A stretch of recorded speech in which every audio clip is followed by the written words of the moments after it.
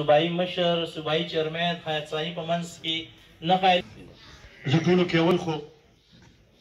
د خپل لخوا او د قومي وطن پارټۍ د ټولو کارکونانو د لخوا پیر صاحب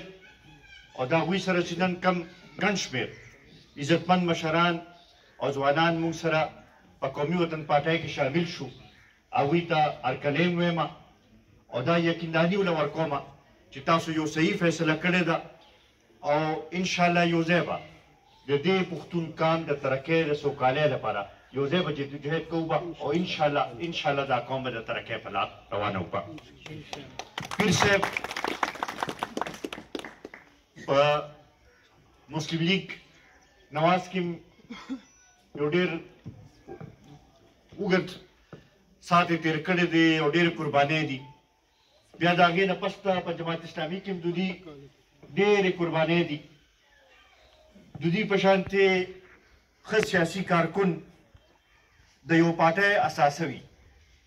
او نن دا زه ګڼمه چې دا د قومي وطن پارټۍ دلته کې ناسته ټولو کارکنانو د ټولو مشرانو خوشقسمتي ده چې دودي په شانتې یو ښه ملګری موږ ته میلو شو او انشاءالله دې سره زما دا یقین دی چې پارټي به نور هم دلته کې مضبوطېږي به. عزتمندو پیر صاحب څه خبرې وکړې هغې ته به زه لږ وروستو راځم. زه به یو څو دوه درې اهم ایشوز دي چې کوم زمونږ ضلعې سره هم تعلق ساتي مونږ سره هم تعلق ساتي او سره د ټولې صوبې سره هم تعلق ساتي نو په هغې باندې به یو دوه خبرې مخکې کومه. یو څو هفتې مخکې دلته کې سیلاب تیر شو. سیلاب که وګورو نو په ټول ملک کې تباهي کړې ده. په بلوچستان کې په سند کې په خیبر پختونخوا کې بیا زمونږ صوبې کې خاص کر سوات ملکن ډیویژن کوهستان ډی خان ټانک او زمونږ چارسده ضلع او نوخار ضلع دا ترې ډېر زیات متاثره شوي دي. په دې سیلاب کې چې د هغې اوسه پورې لا په نور ملک کې اوسه پورې اثرات محسوس کېږي لګیا دي او نن هم په سند کې او په بلوچستان کې داسې ځایونه شته چې هلته کې اوس هم لا اوبه ولاړې دي او خلک بې کوره دي. خو په هغې کې که مونږ وګورو نو بلوچستان کې مونږ ته صوبایي حکومت ښکاري او په سند کې مونږ ته صوبایي حکومت ښکاري خپل کوشش کوي لګیا دي او خلکو ته ځان رسوي. خو زمونږ دا صوبه هغه بدقسمته صوبه ده چې دلته کې د 9 کالو نه د یو پارټۍ حکومت دی او هغه پارټي ده چې چا دا وی چې موږ به د مدینې ریاست قیام کوو دوه نه یو پاکستان به جوړو. د هغې صوبایي حکومت اوسه پورې موږ ته ښکاره نه شو چې یره راغلی وي او هغه متاثره علاقو باندې چکرې لګولې وي د هغه ځای کې خلکو په سر باندې لاس ایښی وي که نور څه نه شو کولی کم از کم د هغوی په هغه غم کې په هغوی په هغه مشکلاتو کې شریک شوي.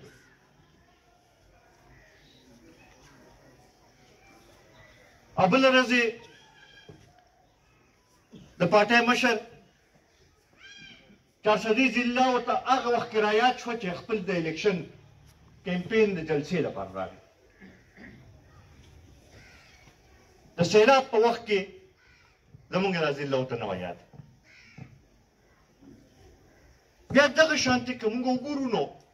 د صوبایي حکومت کومه مشینري ده هغه موږ ته نه ښکاري چې هغه لګیا وي یو څه د خلکو مسایل حل کولو کوشش کوي. زمونږ ضلع کې خاص کر دا مونډه هیډ ورکس چې هغې سره زمونږ او ستاسو ټولو زمینداري تړلې ده.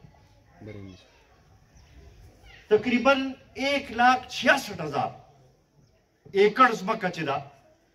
ا دې منډه هډ ورکس نه به د هغې اوبه دغه کېدلې د دې نقصان سره د 1,66,000 एकड़ ځمکې اوبه متاثره شوي دي او اوسه پورې موږ ته نه ښکاري چې صوبایي حکومت د هغې لپاره څه امدادي څه داسې څه کاروی شروع کړي چې کم از کم ټمپرري اوبه خو چې دې زمیندار ته میلو شي د ګنو فصل تقریبا تیار دی آخري مراحل کې دی او دې وخت کې ورته زیات د اوبو ضرورت دی ورپسې تقریبا میاشت نه کم ټایم پاتې دی چې د غنمو کر وخت په راځي د هغې له د اوبو ضرورت دی خو موږ ته نه ښکاري اوسه پورې چې دې طرف ته توجه ورکړی کېږي لګیا زه د دې پریس کانفرنس په وساطت دا مطالبه کوم چې د منډه هډ ورکس طرف ته توجه ورکول پکار دي او چې زر ته زره د دې هغه ټمپرري مرمت هم وشي او بیا دې لپاره باقاعده یو دغه دې وشي چې سروې دې وشي چې دا پوره دوباره جوړ کړی شي بیا دې سره سره یو بل خبره زه کومه نن نه څو ورځې مخکې په پنجاب کې د تحریک انصاف په جلسې کې دا خبره وشوه چې یاره دا عمران خان چې دی دا به کالاباغ ډیم جوړوي د پنجاب صوبې وزیر اعلی دا تقریر وکړو مونږ ورته دا ویل غواړو چې دې سیلاب راتلو نه پسته په نوښار کې چې کم تبۍ وشوه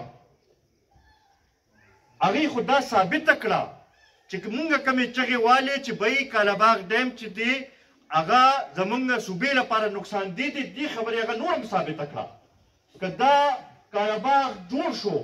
نو دا ټول نوښار چې دا بیا بالکل ډوب وي نو مونږ خو دا وایو چې زمونږ هغه کومه خدشات چې کم خبرې چې وي چې دې پنجاب والو به وي چې یاره دا دوی هسې خدشات دي او دا غلط دي هغه خو اوس ثابته شو دې سیلاب له وجې نه مونږ په هېڅ صورت کې دا نه منو چې داسې متنازع منصوبې چې دي چې د هغې نوم واخیستلی شي او د هغې لپاره څوک دغه کوي مونږ د هغې هېڅ صورت کې دغه نه کوو او که څوک دې لپاره کوشش کوي مونږ به دا ګڼو چې هغه زمونږ صوبې سره زیاتی کوي کوي بیا ورسره که تاسو ګورئ نو د تقریبا 15-20 ورځونه روزانه په بنیاد باندې د اوړو په قیمت کې اضافه کېږي لګیا زما خیال نن د 20 کیلو تروړه چې ده 2800 روپیو ته رسېدلې ده او دا خطره ده چې دا به 3000 روپو پورې ځي زه د تیر 10 ورځو نه لګیا یم په دې باندې روزانه بیانونه ورکوم لګیا یم ځکه چې دا کوم کرایسس چې جوړ شوی دی دا کوم بحران چې جوړ شوی دی دا د صوبایي حکومت د غلطې پالیسۍ په نتیجه کې جوړ شوی دی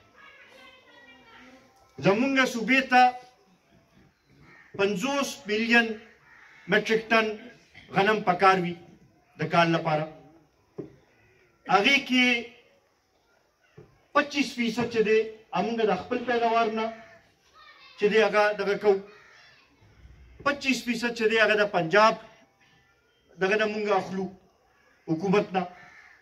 او 50% چې دی هغه د اوپن مارکیټ نه اخیستل کېږي زمونږ صوبې په ټایم باندې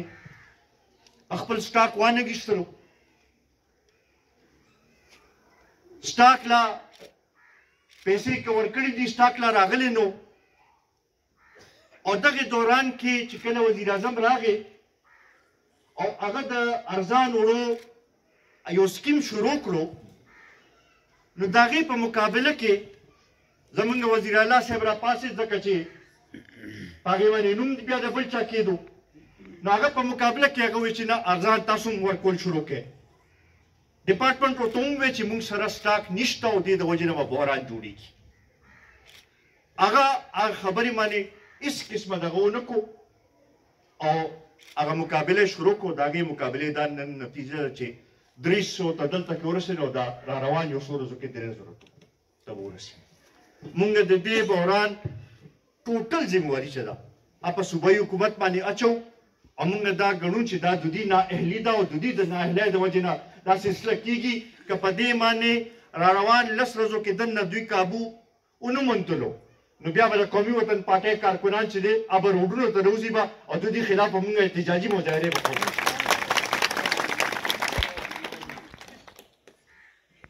دغې سره سره عزتمندو زه د مرکزي حکومت نه دا مطالبه کوم چې مونږ ته پته ده ټیک ده چې معاشي بحران دی خو دا کم طریقې سره چې دا ګراني را روانه ده او ورځ تر ورځه پکې اضافه کېږي لګیا ده مونږ مرکزي حکومت ته وایو چې په دې باندې تاسو کابو وکړئ. که د تحریک انصاف حکومت خلاف خلک را یوځای شي یو طرف ته خو د دانلې د وجې نه او دویم طرف ته د ګرانۍ د وجې نه راجمع شي نو مونږ دې مرکزي حکومت ته وایو چې دې طرف ته توجه ورکړئ او که دې طرف ته تاسو توجه ورنه کړئ نو بیا به مونږ به عوامو سره ودرېږو به او مونږ به د عوامو د حق تپوس به کوو به او د ګرانۍ خلاف به بیا مونږ به روډونه ته راوځو. پیر صاحب په خپل خبرو کې 3 ګیلې وکړې یا 3 خبرې وکړې. یو خو د غم خاده او دغه خبرې وکړه نو پیر صاحب چونکې ته نوې او لا زمونږ مزاج باندې دا پوه دی نو ځکه دا خبره وکړه که زمونږ په مزاج پوه وي نو نن باندې دا ذکر کم از کم نه کوو کیدای شي چې کوم نورو پارټو کې داسې پاتې شوي هغې کې دغه مزاج وي خو مونږ کم از کم خپل کارکنان یوازې نه پرېږدو.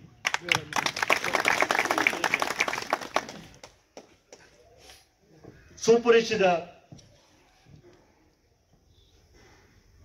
ګیس پایپ لاین باندې سټې خبره وشوه پیر صاحب چې سټې مونږ اخیستله دا یا دا ګیس په دې تاثیر ته مونږ راوستلو بیا بل د سټې لپاره چې دی خو څه بنیاد خو په کار دی که نه څه کاغذ چېرته څه عدالت کې تاریخ خو به څه کېږي که نه که داسې واقعي څه خبره وي نو په کار ده چې اوسه پورې څه تاریخ خو یې لګېدلی وي چې هغې نه خلک خبر شوي وي نو خلکو پروپاګنډې او خلکو په دغه باندې داسې نه یې تله پکار مونږ خو دا دغه جاړو چې به زمونږ منصوبې منظورې شوي وي او په هغې باندې نورو خلکو چې دی هغه ډیلینګ ټیکټکس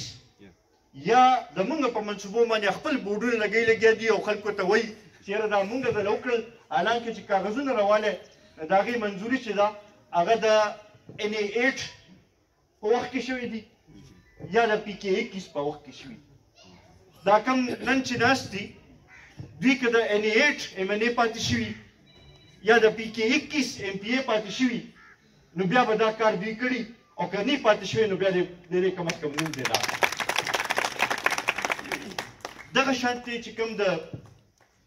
پیر صاحب د پبلیک هیلث زما خیال د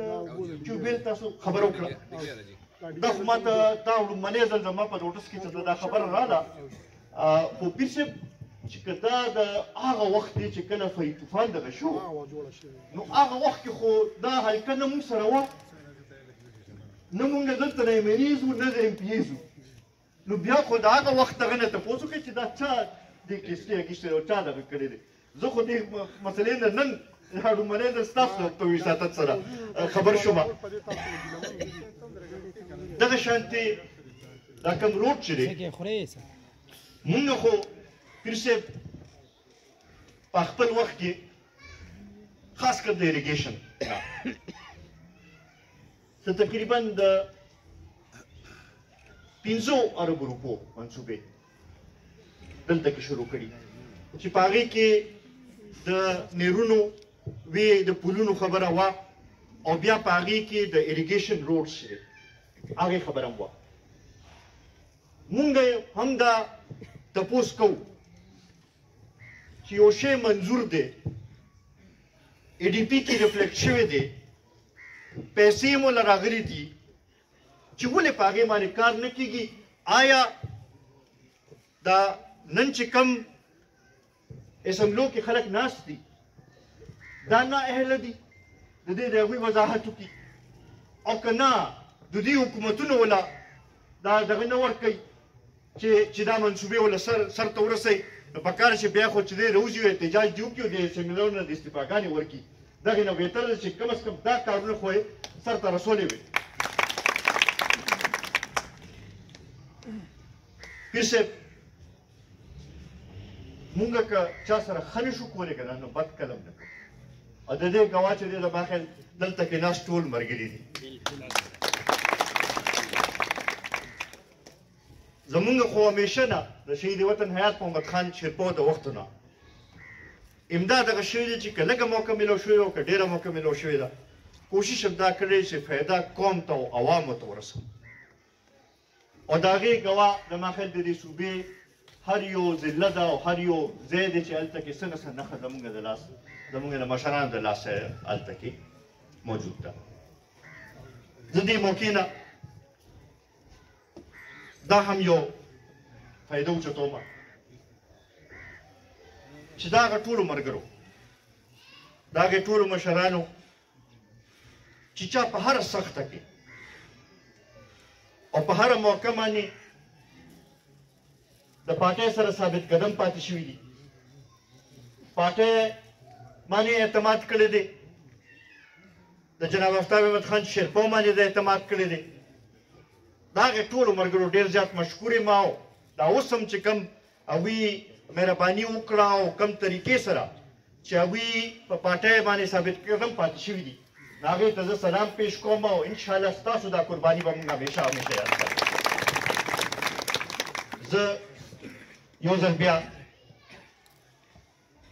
د پیر صاحب د هغوی د خاندان د هغوی د ټولو ملګرو د هغوی د ټولو مشرانو نن چې موږ سره کوم ملګري شامل شوي د هغوی ټولو ډېر زیات مشکور یم دلته کې راغلي د پارټۍ ټولو مشرانو ډېر زیات مشکور یم انشاءالله ستاسو د خدمت لپاره ستاسو د مسلو د حل لپاره په هر وخت حاضر یو او انشاءالله دا خیبر پښتونخوا چې دی دا به قومي وطن پارټي د ترقۍ په لار روانوي ډېره مهرباني